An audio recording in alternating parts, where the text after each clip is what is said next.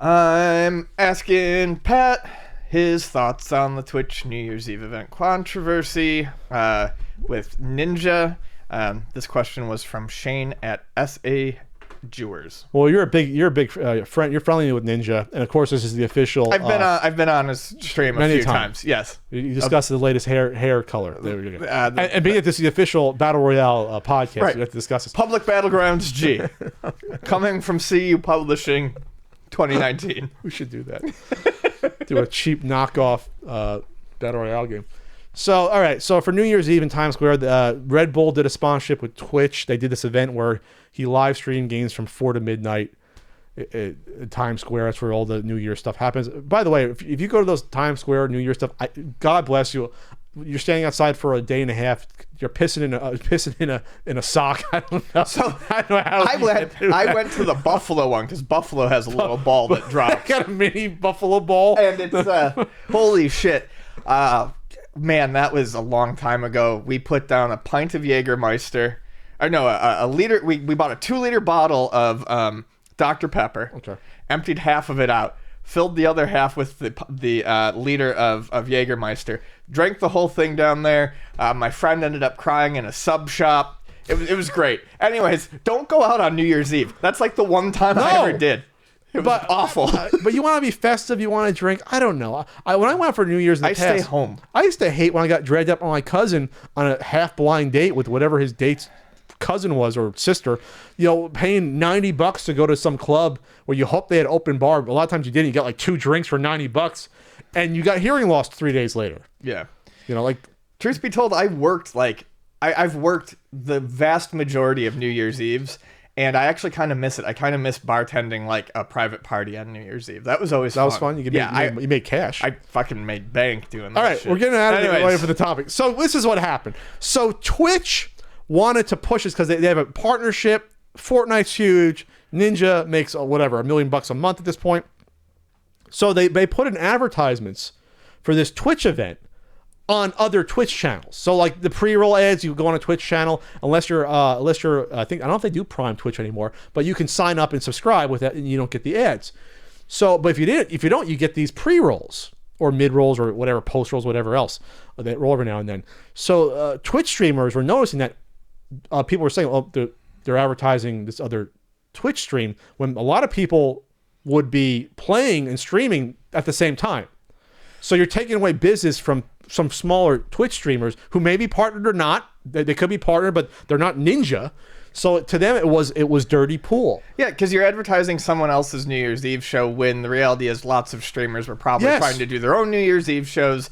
And I mean, and way to reach in and try to grab, that was scummy. And Ninja doesn't need his own publicity at this point. No. He's probably getting paid for the event to be out there and on a stage for 8 hours playing Fortnite in cold New York City.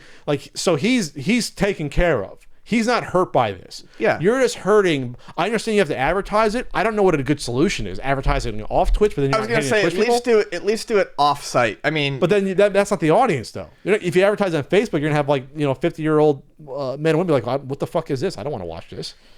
True. But this is a weird idea for an event either way, though. It's just a weird idea. Yeah. They showed him doing the floss dance in front of a crowd that couldn't care less. It's cool, but okay. All right, can the floss dance die out now? I don't even know what the floss dance I explained it last time.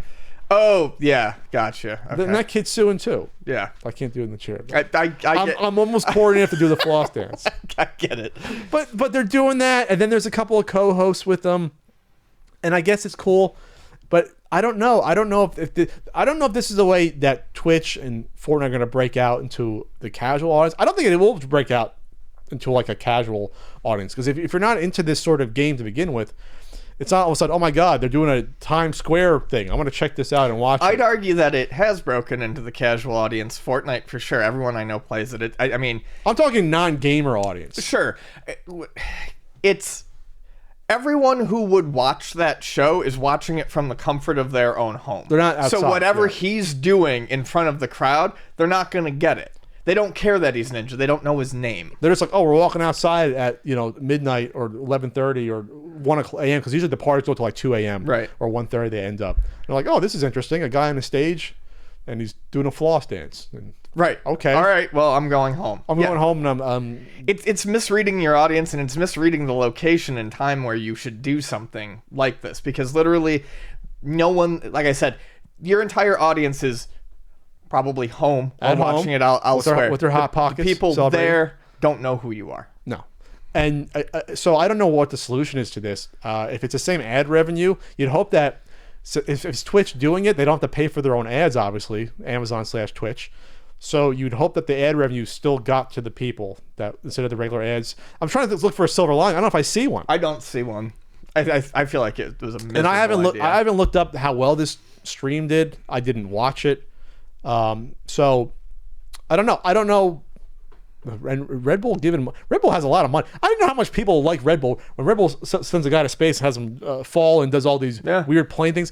How much Red Bull is being drunk by people? Lots. I remember when I had to like hunt it down at one point. Like I had to When go. was that? It was a new hotness. When it was like the new hotness and like Jolt Cola. They It went would from Jolt Cola. Yeah, I started seeing it at like raves and stuff. They'd sell it there, and then my dad came home with a can one day. I'm like, where the fuck did you find that? And he's like, oh, this gas station by where I work. And As I look at my Pac-Man limited edition. yeah. Which I still have to give you some Red Bull. And you just like, but now, yeah, it became. They become like a culture company almost. Like they've have- evolved from soft drink. It's kind of like a Coke, like a small Coke. Coke doesn't do this shit though. True. Coke doesn't do like Coke is like, well, everyone drinks our shit. We're making so much money, it doesn't matter. Like Red Bull's like, you could think Red Bull is not a drink company by all the stuff they do. Sure. Yeah, that's Does fair. that make sense? Like that's the difference. Yeah, and like I remember when it was like one row of small Red Bull cans, and now you go and it's like an entire 2 fucking shelves in a Yeah, convenience store. it's like one of those things where they probably start in their backyard. It's pop like, now. People drink it like pop, which is fucking Soda. disturbing. We're not in the Midwest, Ian. I'm here in me. It's pop. All right, okay, so that's the thought on that. So if you were streaming, I feel bad if people got away from streaming, but I think if you're a smaller Twitch streamer, you probably have a hardcore audience. Yeah, exactly. Your hardcore audience isn't going to care. They're not going to care, and it's like, okay, You've cultivated them. We know so. who Ninja is. He's you can't say he's sold out. He's built up his career. I mean, Drake threw him into the stratosphere, and he was on ESPN magazine cover a few months ago. So the guy is world famous. He's the most famous professional gamer. He was on Jimmy Fallon. He basically took the place of PewDiePie. He's like the cleaner version of PewDiePie for the generation, thankfully.